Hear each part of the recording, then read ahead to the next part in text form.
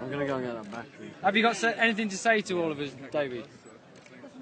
Well, the thing I've got to say more than anything else is, you know, when I think back 20, 23, 4 years, and the amount of people that knew anything about this was so tiny, and yet now this is a really major moment. This, not just here, but in the way that the knowledge of this organisation's got out, because they're coming out of the shadows, and this is such a wonderful, symbolic part of the web, because it's a point that people can relate to.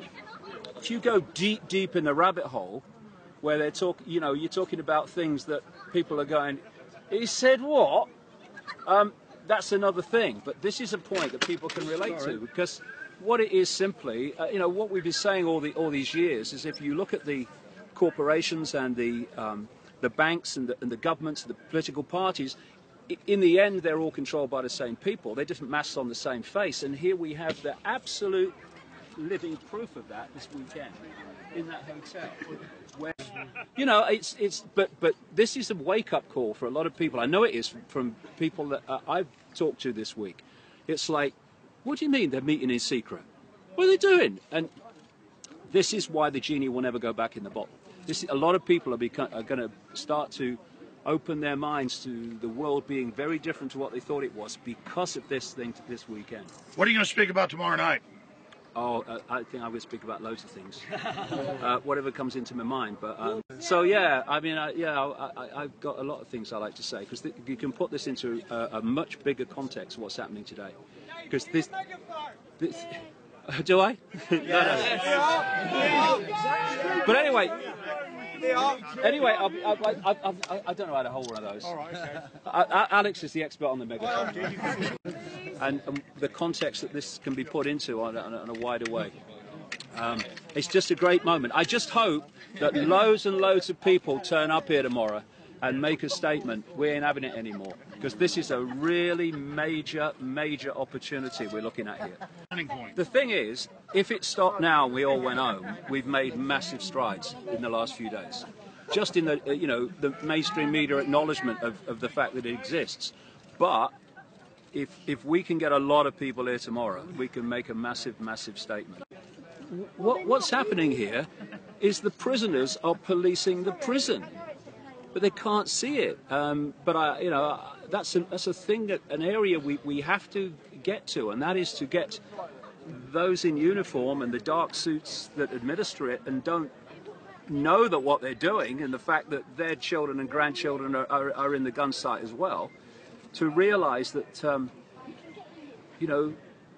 they shouldn't be protecting them from us, they should be protecting us from them.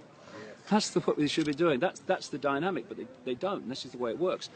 And what we've got here is a real symbolism is very powerful. And what we've got here is a symbol of the world, because what they want to create is a Hunger Games type world in which you have a tiny few that are unbelievably mega rich.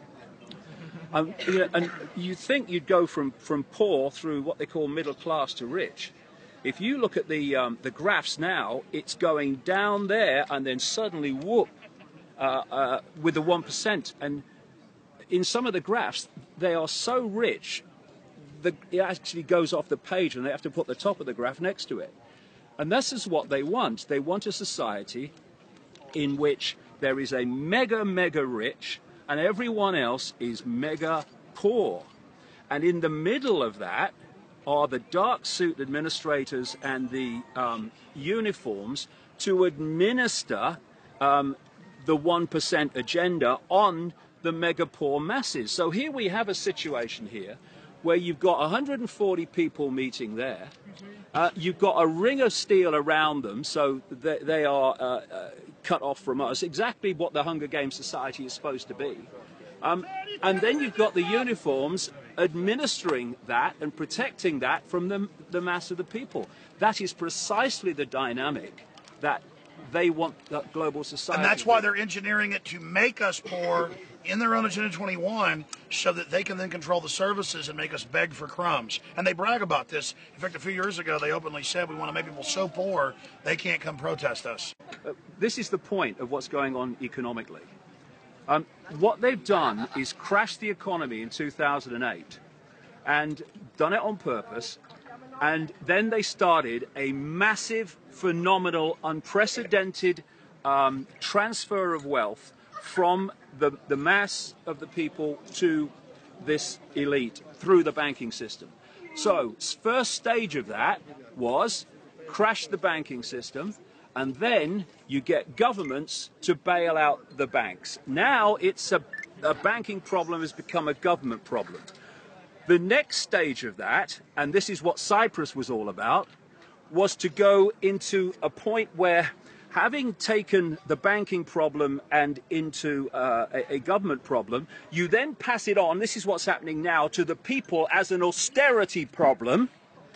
And so this transfer of wealth is going from banks, the banking system, or to the banking system, through government, from the people. People, government, banks. Cyprus was about going to the next stage of that and not even going through governments to steal from the people, but going direct into their bloody bank accounts. And the point being, the power of precedent is massive. And having set it in Cyprus, then when the next banking crisis comes, and it's all planned, of course, it'll be discussed in there over the weekend, possibly now, they are going to say, well, hold on a second. We can't, governments, bail out the banks anymore. Well, what about the people of Cyprus? We can't let them have their, money taken from their bank account and then say that it's not happening elsewhere. This is what the European Union is going to say. And therefore, the idea is to transfer wealth, not just via governments to the banks and the elite, but actually from bank accounts. What they've got to understand, these people now who are seriously rich, if you are not part of this network, they want your money too. So we're in this together. And if they divide and rule us by saying, well, it's not my problem, or it's not my problem, and then suddenly knock, knock, knock, can I talk to you, sir? Well, it is your problem. But all the people that could have stood by your side have already been picked off while you were looking the other way. This is why we need to come together. Because if you're not part of this elite, they want your money. They want your poor. And this is a massive, massive moment. I think tomorrow could be one of the days that we look back and say, that's the time. The world woke up. That's the time. So, fantastic.